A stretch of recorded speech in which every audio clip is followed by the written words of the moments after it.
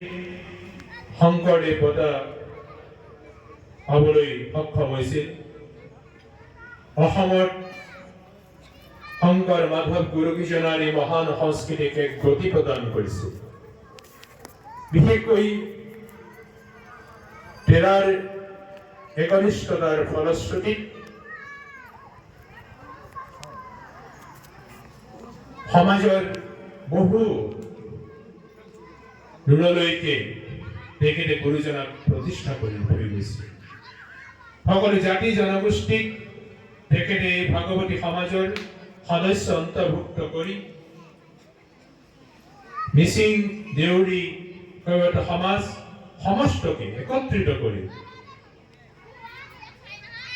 যিখিনি সমাজ সততে আমি বহুতেই, মই আজি হয়তো আপোনালোকে দুখ নধৰিব, বহুতেই পিছপৰা সমাজ বুলি কৈ এটা সময়ত ক'ৰবাত যেন ৰাখি থৈছিল। তাক যে নীলাৰাম দাস বাপে এক মহান চিন্তা চৰ্চাৰে এক খোজ আগুৱাই লৈ গৈছিল। যিটো শংকৰ গুৰুজনে কৰি থৈ গৈছিল, হয়তো সকলোৱে জানে শংকৰ গুৰুজনে বা মানৱ গুৰুসকলৰ এই জীৱনচৰ্যা, তেখেতলোকৰ যদি চৰিত্ৰ আমি অধ্যয়ন কৰোঁ, চৰিত্ৰৰ বিভিন্ন প্ৰকাৰে আমাৰ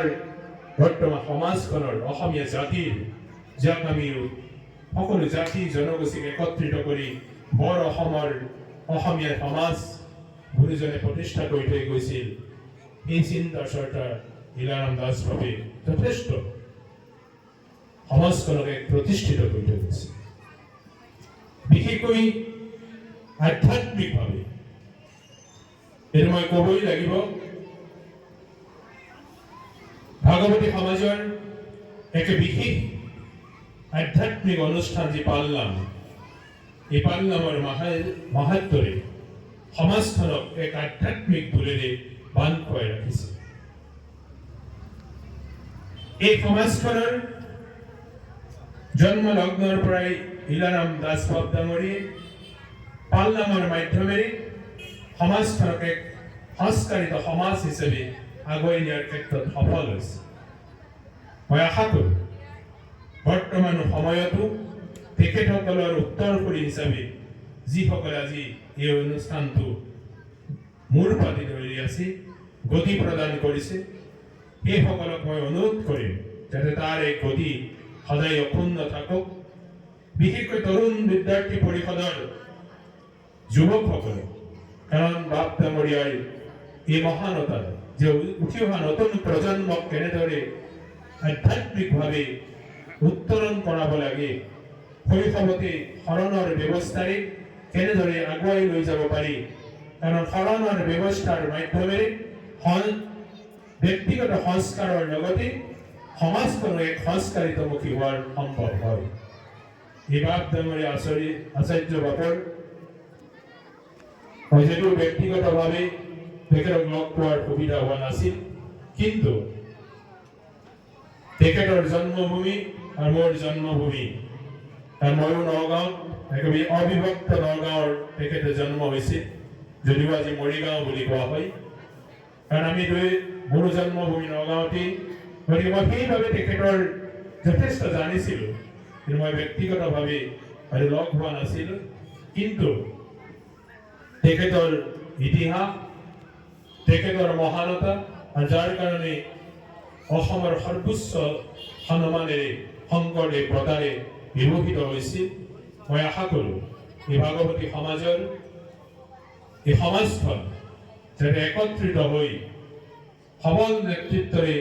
আৰু আগুৱাই যাওক, তাৰেই আশা ৰাখিম। যিমান পাৰোঁ যিটো সময়ত সহায় সহযোগিতাৰে হাতে হাত ধৰি মই ভাবোঁ আজিৰ সময়ত সত্ৰানুষ্ঠানেই হওক, এখন ভাগৱতী সমাজেই হওক, শংকৰ সংঘই হওক, শংকৰ মাধৱ গুৰুকেইজনাৰ মহান আদৰ্শৰে অনুপ্ৰাণিত সকলো অনুষ্ঠান আজি হাতে হাত ধৰি আগবাঢ়ি যোৱাৰ সময় হৈছে। আজি আমাৰ উপাসনাৰ পদ্ধতি হয়তো ক'ৰবাত নিজস্বতা থাকিব,